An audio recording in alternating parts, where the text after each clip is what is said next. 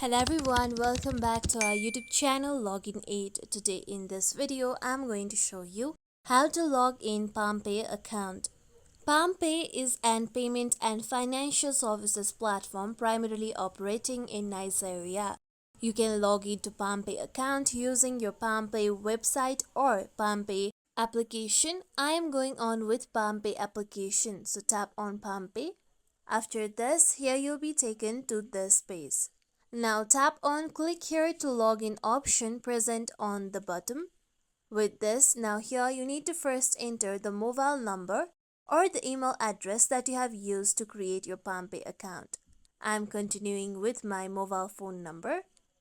After you do so, tap on login option. After this, you'll receive a verification code on the mobile phone number that you have entered.